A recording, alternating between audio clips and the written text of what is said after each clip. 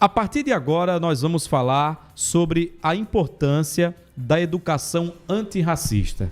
Nós vamos trazer esse tema no nosso quadro, que eu particularmente gosto muito, porque aborda temas de relevância social, de debate sobre a nossa convivência social, que muitas vezes é tão conturbada, e a gente precisa sempre olhar mais para os pontos que nos unem do que aqueles que nos separam. Só que ultimamente a gente vive sobretudo, com a ascensão das redes sociais, onde a pós-verdade se tornou uma verdade absoluta em muitos casos. Então, debater a sociedade é importante, e o Antena Educação, uma parceria da Universidade Federal de Alagoas com a Rede Antena 7, no quadro Antena Educação, que debate universidade e sociedade. Hoje, para falar sobre a educação antirracista, nós recebemos os professores Tiago Zurk e a professora Lígia Ferreira. Vamos começar com as mulheres.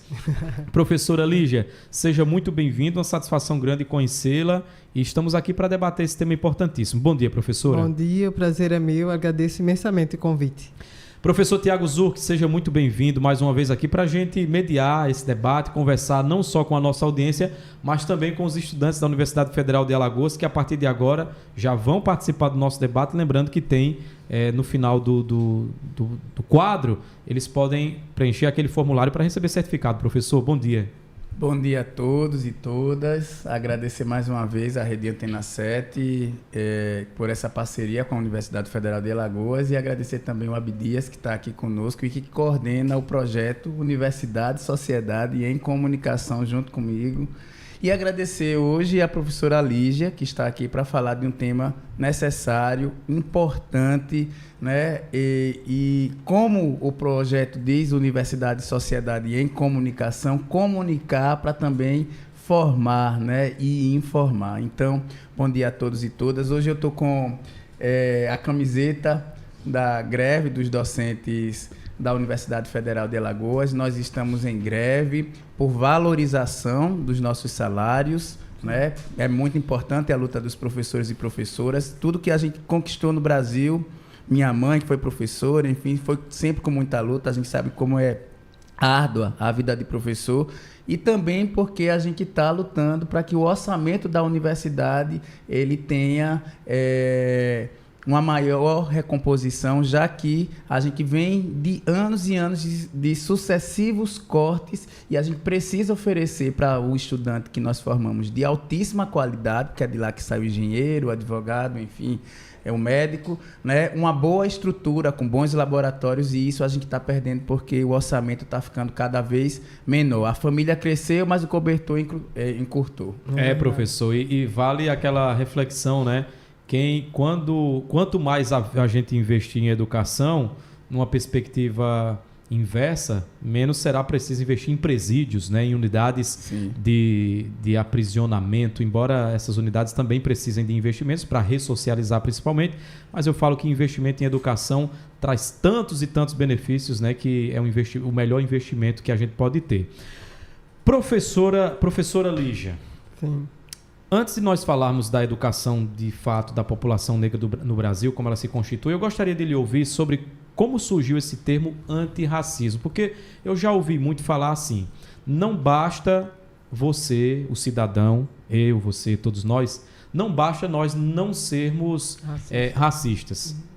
A gente precisa não ser racista, mas mais do que isso é preciso ser antirracista. Como é que surge esse termo e como é que ele ganha capilaridade? Bom dia de novo, e agradecer por esse espaço tão importante que me fez recordar meu período de graduação, em que a gente fazia um programa de rádio que discutia diversas questões lá na UFAL. Bem, falar sobre antirracismo no Brasil é falar sobre um movimento contrário ao que é um projeto estruturante e estrutural, da sociedade brasileira, que é o racismo. Então, o termo em si, ele surge a partir de uma necessidade de se analisar a sociedade tal qual ela está posta. E aí a gente não pode esquecer a história brasileira. O Brasil, como diz Nilma Lino Gomes, a nossa primeira reitora negra no Brasil, que depois se tornou a nossa ministra da Educação e publicou o livro Movimento Negro Educador, que eu vou falar um pouco sobre ele hoje, fala que com a invasão brasileira, ou com a invasão dos portugueses no Brasil, foi instaurado um projeto em que houve uma instituição de uma raça que sobrepôs a outra. Então, quando se fala de educação antirracista no Brasil, tende sempre a se pensar em um movimento contrário ao preconceito, à discriminação, à humilhação às pessoas negras. Mas a gente não pode esquecer que a racialização é para todos os grupos étnico-raciais. Então, há um equívoco no Brasil em sempre se discutir antirracismo ou racismo vinculado à população negra. Então, o racismo ele parte de uma concepção social em que um grupo étnico-racial é subjugado a outro. No caso do Brasil, com a invasão portuguesa, os povos indígenas e os povos negros foram subjugados à raça branca, né, ao povo branco. E aí, ao longo desses anos, com os 388 anos de escravidão no Brasil, tanto da população negra quanto dos povos indígenas, após a abolição, continuou-se o movimento de resistência a essa prática social exploradora, desumana, não é? E cruel e bárbara que foi a escravidão. E ao longo desses anos todos, né, diferentemente do que as grandes mídias, do que a literatura, do que a história brasileira escolheu para falar da sua construção identitária, o povo negro e o povo indígena sempre foi resistente. Não é? Eles não aceitaram a escravidão como algo normal, como algo natural. E após esse movimento, foi-se observando que combater essa desumanização de um povo, de um grupo étnico-racial, ou de dois grupos étnico-raciais, como é o caso do Brasil, subjugado pelo grupo étnico-racial branco, fez com que tanto o povo negro em luta quanto a academia instituísse uma terminologia. Porque o racismo, que é também uma terminologia, já estava instaurado como um projeto social-político no Brasil. Sistematizado, professor. Sistematizado, extremamente sistematizado. Kabengele Munanga, que é hoje professor emérito da Universidade de São Paulo, primeiro professor negro da USP, né, está vivo, participou da última Bienal, ele fala que o Brasil tem um projeto de racismo muito bem estruturado. Então, o Brasil construiu um projeto, como disse Silvio de Almeida, né, hoje nosso ministro dos Direitos Humanos, simbólico e efetivo.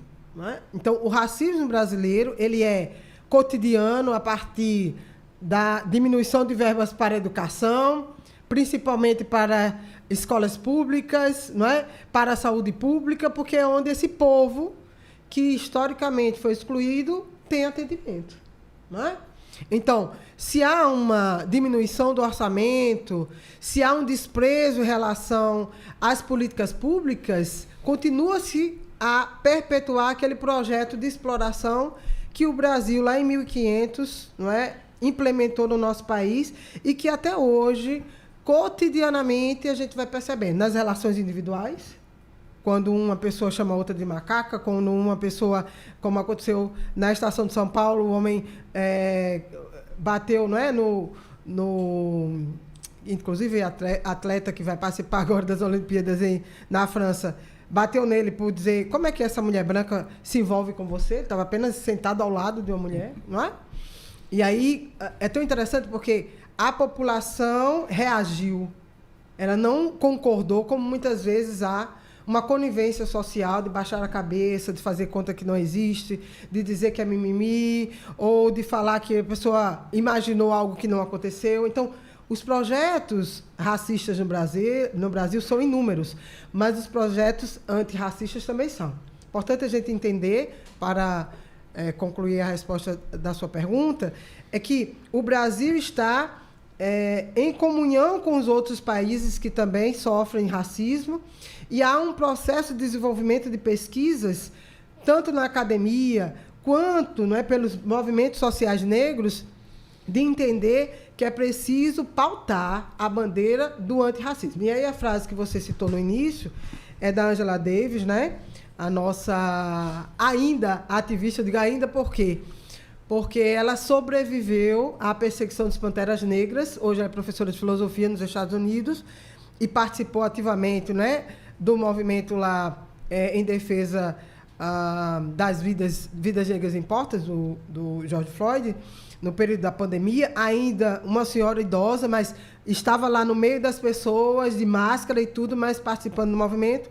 E ela vai dizer, não no livro Mulheres, Classe e Raça, que fala sobre o encarceramento da população negra nos Estados Unidos, que não é preciso, não é só possível, não é necessário apenas não ser racista, mas também ser antirracista. Então, isso significa dizer tomar uma posição política, cultural e filosófica contrária a esse projeto sócio-histórico-político mundial de subjugar grupos étnico-raciais. Muito bem, excelente explicação e explanação da professora Lígia Ferreira. Inclusive, professor Tiago Zurk, quando a professora fala, a gente lembra que a própria construção cultural e étnica do Brasil, ela não se dá necessariamente, né, professora? A gente hoje tem, ainda num projeto de poder sistematizado, como a senhora colocou, a população negra sendo subjugada diante da população branca,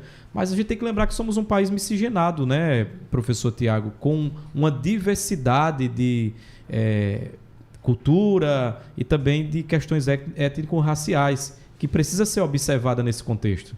Sim, sim. E, inclusive, essa discussão, né, sobre o antirracismo também inclui, por exemplo, a população indígena, né? E a gente, o que é que a gente aprende, por exemplo, né, na escola sobre os negros e sobre a população indígena? Em relação, isso, claro, já vem sendo desconstruído, mas a gente tem anos e anos de uma construção, uma educação simbólica, como a Lígia estava falando, e identitária mesmo, né? Então, o índio, né, a população indígena sendo vista como aquelas pessoas que vivem em um local apartado da civilização, pintadinho, com as peninhas e tal. É isso que a gente aprende sobre a comunidade indígena, sobre a população indígena. Uhum. E sobre o negro, praticamente a gente vê apenas via, né? Via a questão da escravidão, e agora a gente teve o dia da abolição da escravatura, e nas redes sociais se discutia muito sobre isso, e que uma princesa linda, bonita, branca, libertou os escravos, né? E tirou eles da escravidão. Uma questão salvacionista, nos salvou.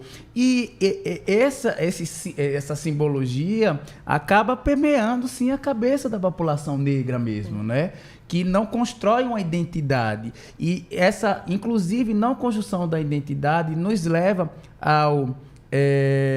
a intolerância religiosa, por exemplo. Sem dúvida. Né? Porque quando eu falei, professor, o senhor vai começar a abordar um tema importantíssimo. Quando eu falei da miscigenação cultural e étnica, justamente os povos indígenas, com isso vem a questão das religiões também, a religião de matriz africana, que até hoje existe uma intolerância gigantesca sobre isso. Sim. Mas, professor, como você tocou nesse ponto tão importante, a gente pode virar o bloco para falar dele logo após o intervalo? Porque chegou a hora da gente trazer os nossos patrocinadores. E no nosso canal no YouTube está chovendo de comentários. Eu vou só trazer um aqui para contemplar. A Silvana Medeiros colocou assim: que alegria estar ouvindo a professora Lígia. Para nós também.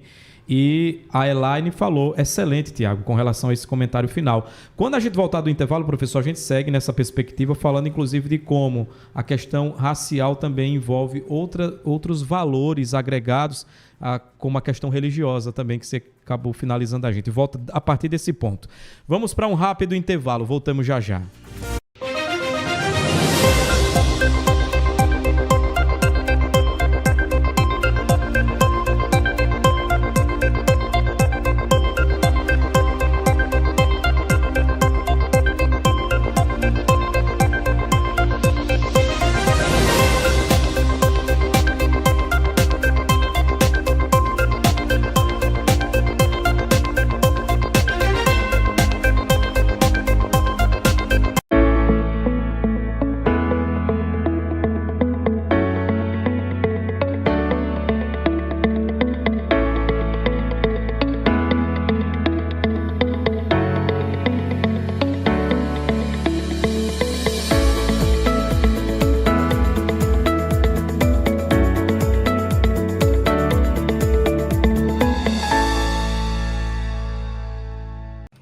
Sua moto ou carro bateu, deu pane ou foi roubado? Fique tranquilo. A Asus Proteção Veicular cobre tudo isso e mais. Assistência 24 horas com reboque para pane seca, mecânica, elétrica, chaveiro e muito mais. Rastreamento via satélite e cobertura em todo o território nacional. Ligue 3317-2007 ou zap 99336-3328. Asus Proteção Veicular. A que mais cresce em Alagoas. Agora, se você não tem... Rede Antena 7. Antena 7. Milhares de rádios online. Rádiosnet, a nova opção para ouvir rádios em celulares e tablets. Esta é a Rede Antena 7. A violência sexual contra crianças e adolescentes pode acontecer em qualquer família, a qualquer momento e em qualquer lugar. A cada 20 minutos, uma criança ou adolescente sofre violência sexual no Brasil. Mais de 70% das vezes, essa violência acontece dentro de casa. Por isso, durante todo este Maio Laranja, o governo está promovendo campanhas de conscientização em todo o estado. Mas lutamos contra isso todos os dias, o ano todo. Observe, fique atento, Disque 100 e denuncie. Governo de Alagoas. Rede Antena 7. Os assuntos mais relevantes que acontecem em Alagoas e no Brasil, você encontra no 7 Segundos. Informando com credibilidade e clareza os fatos e notícias.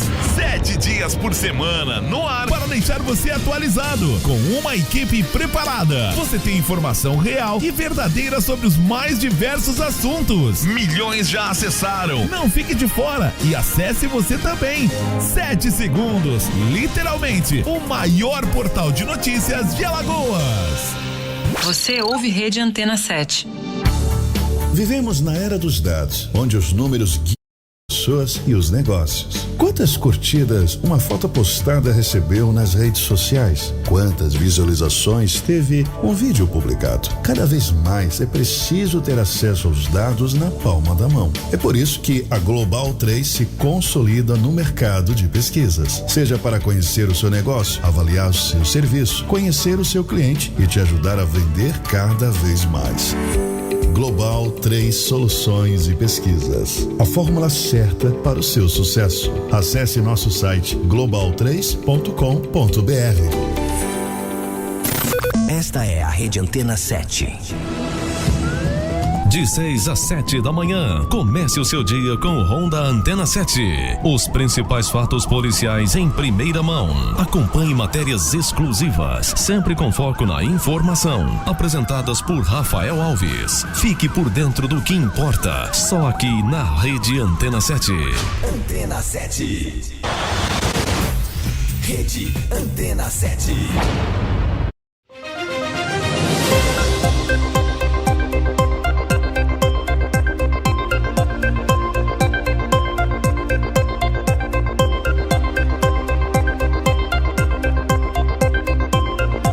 Rede Antena 7, agradecendo a sua audiência, agradecer aos alunos da Universidade Federal de Alagoas.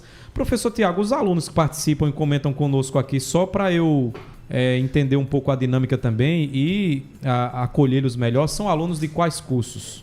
Deixa eu te dizer, não é só aluno não, tem professores também aí, e tem também muita gente que não tem vínculo com a universidade, isso que está sendo ótimo. Mas professor é aluno também em algum dado momento, né? A pessoa continua estudando o tempo todo, mas assim... Mas eu entendi. Mas são alunos de diversos cursos. A gente envia o link, né, nos nossos grupos, os professores também divulgam, e aí, a partir dessa divulgação, os alunos que têm interesse, e também os professores, técnicos que com certeza estão aí, outras pessoas que são da sociedade estão participando.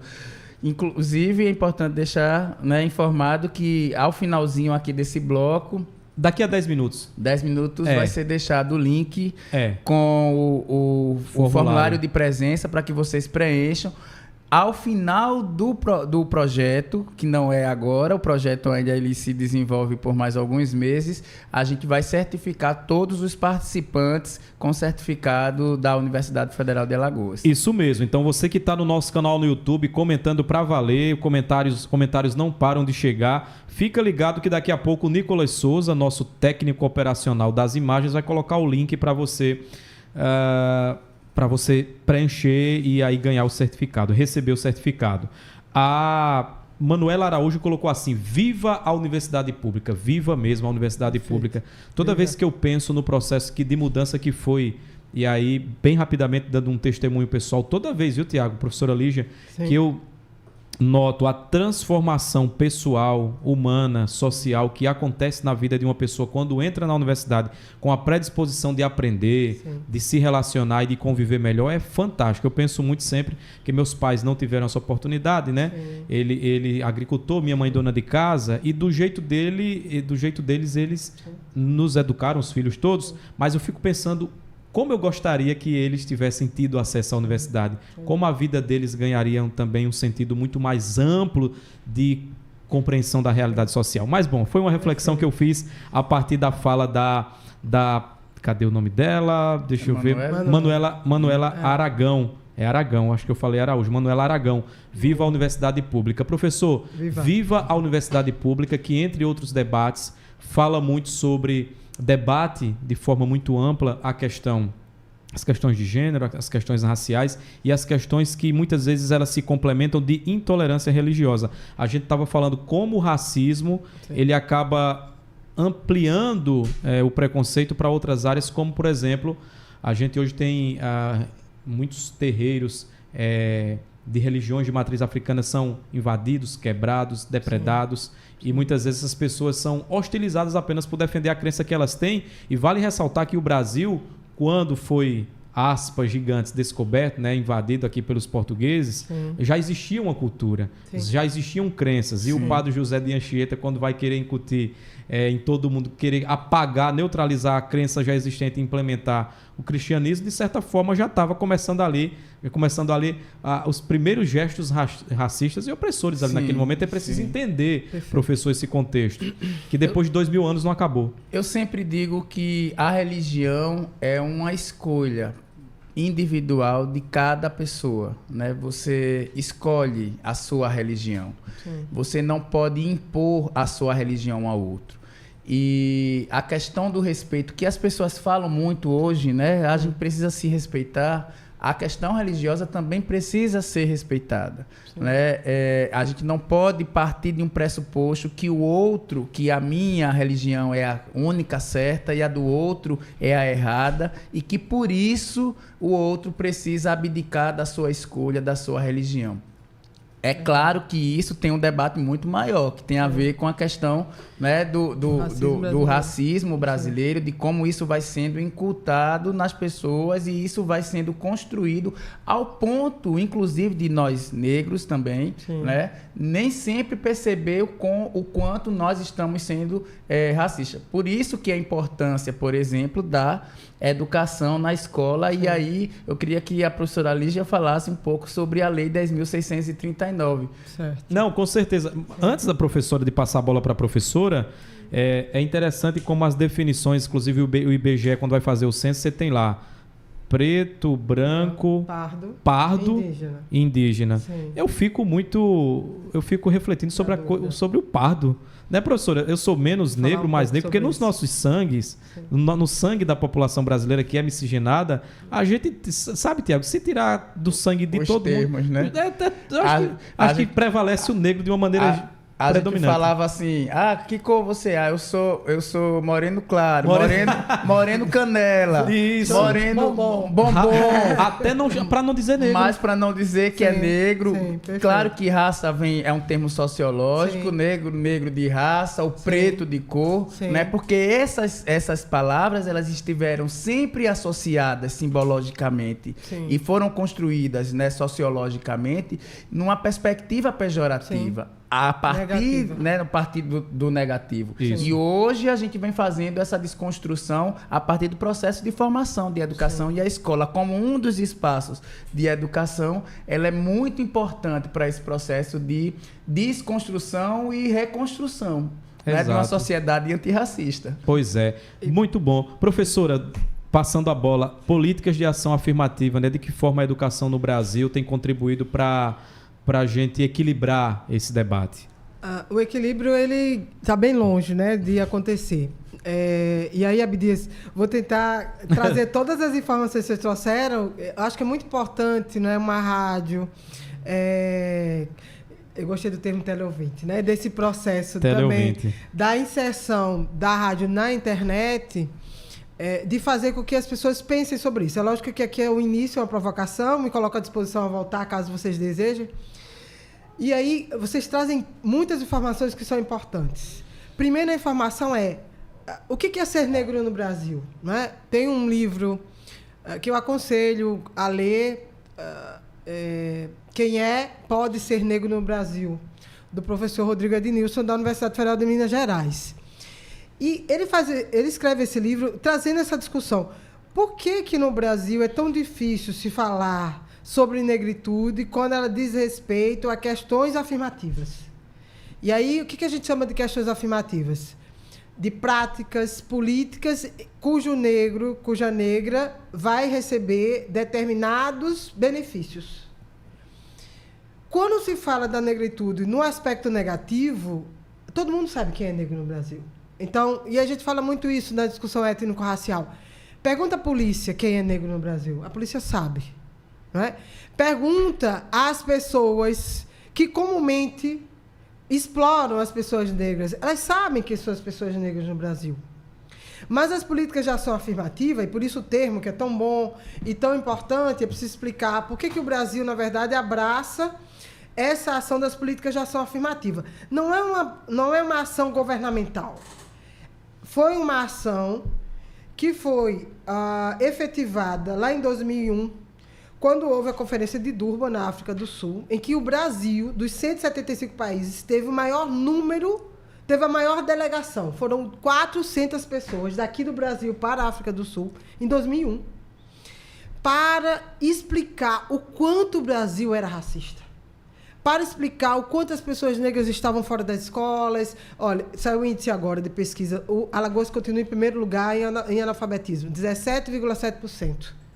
A minha mãe, como muitas outras mães alagoanas, são analfabetas. Né? Eu sou de uma geração que as pessoas pobres não tinham educação. Porque o Brasil, na Constituição de 1934, diz não há lugar para as pessoas negras nas escolas brasileiras. O movimento social negro começa a fazer uma pressão ao governo de 1938 até 1950 para que a Constituição brasileira assumisse a importância da educação para aquelas pessoas que foram, a partir da abolição, libertas. Mas elas só foram libertas porque não houve nenhuma política pública. Quando a gente fala sobre políticas de ação afirmativa, a gente fala sobre esse momento da Conferência de Durban, que a delegação brasileira de 400 pessoas, estou pensando 400 pessoas negras no Brasil indo para a África do Sul. Isso foi uma movimentação imensa de recurso para pagar passagem, não sei o quê, para as pessoas chegarem lá e dizerem na Organização das Nações Unidas: nós precisamos de um Brasil antirracista. E aí fizeram a declaração, que foi a conferência, né, contra a xenofobia, contra o racismo e o combate à intolerância religiosa. E essa intolerância religiosa que nós estávamos falando aqui antes tem muito a ver com a história alagoana. Nós temos o marco do Quebra de Xangô de 1912, né, no estado de Alagoas, em que foi um movimento orquestrado pelo próprio governo de quebrar todos os terreiros de Alagoas. Então, no bairro do Vergel, o bairro do Vergel, Ponta Grossa, ali eram os bairros que tinham o maior número de terreiros de religião de matriz africana. Hoje são poucos os que existem.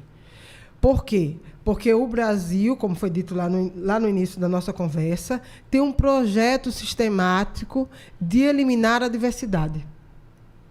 Não é de eliminar a miscigenação, porque o conceito da miscigenação para a ciência serviu e serve até hoje para dizer, olha, somos miscigenados, somos iguais. Mas na prática, professor? Pois é.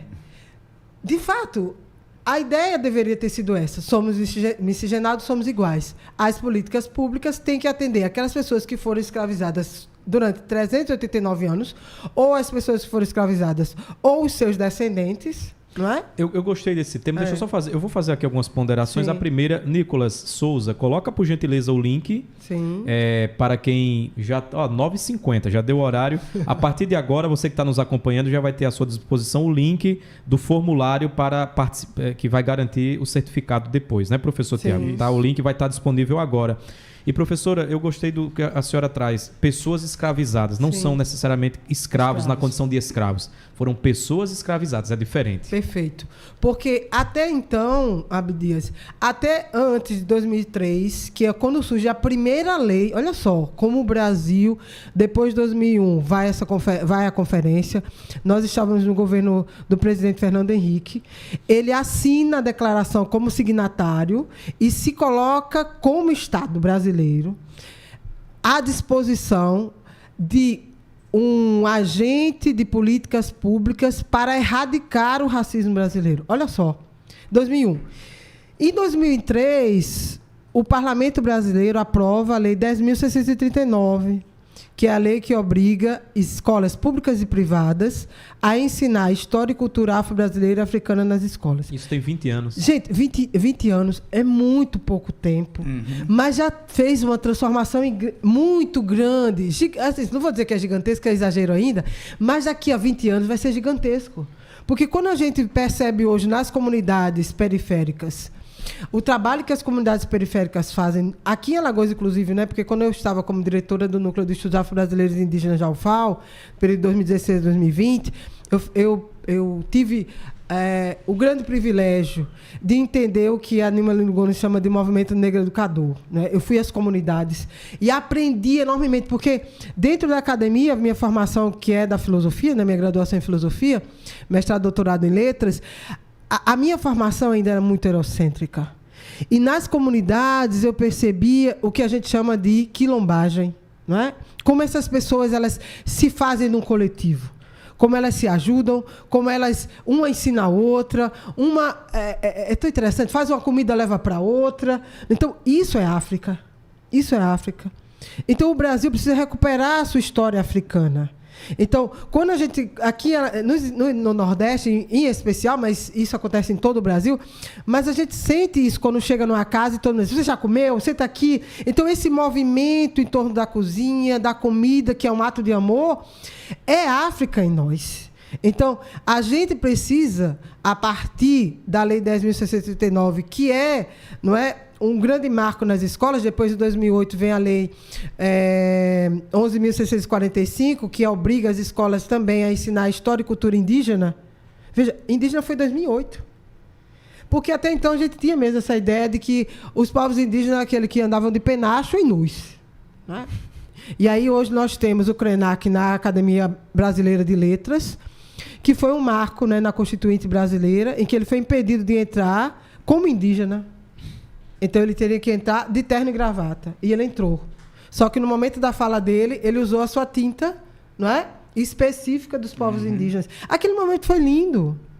Porque mostra que o Brasil, apesar de tudo, apesar da Conferência de Durban, apesar de ser signatário, não é, da declaração do combate à intolerância religiosa, ao racismo e à xenofobia, tem ainda, nas suas instituições, que a gente chama de racismo institucional, nas suas instituições públicas, uma forma de ser contrária ao que a comunidade brasileira é.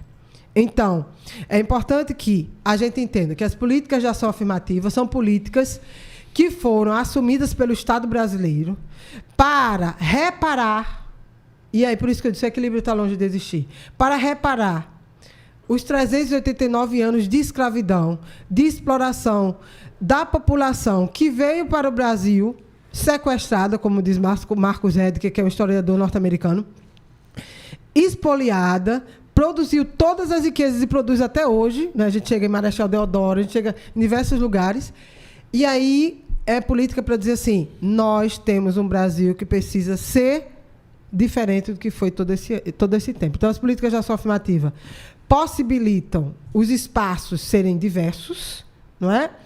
E a atuação de pessoas negras e povos indígenas em todos os espaços. Para finalizar, existem o projeto de lei de cotas no concurso público foi aprovado ontem, inclusive, que insere quilombolas indígenas que não estavam. Então, é bom que a gente lembre que Alagoas tem 70 comunidades quilombolas reconhecidas, 13 etnias indígenas e 68% da população negra. A pergunta que eu faço para todos os teleouvintes, todos e todos teleouvintes é: onde estão as pessoas negras no estado de Alagoas? Onde estão as pessoas negras na capital alagoana? Quais são os papéis que elas exercem, não é? E quais são os seus salários? E quais são as suas condições de vida e de moradia e de saúde? Professor Tiago, o tempo já está bem escasso. A gente ainda poderia falar sobre outros tópicos, como a professora falou muito bem da educação da população negra no Brasil, mas poderíamos falar ainda do movimento negro, da influência das redes sociais nesse processo. Mas como o tempo está apertado, eu gostaria que o senhor fizesse já a sua conclusão sobre a importância desse debate significativo em todo esse contexto. A professora trouxe recortes históricos e sociais que nos mostram o quanto esse tema ainda precisa ser amplamente debatido e amplamente divulgado, inclusive em espaços de mídia, como nós estamos fazendo aqui. Vamos fazer a importância da educação antirracista 2. 2. É isso mesmo. Eu estou à disposição. Lígia falando sobre isso e dizer que você tem um debate, né, na sociedade. Eu sou contra as cotas, eu sou a favor, não tem que ensinar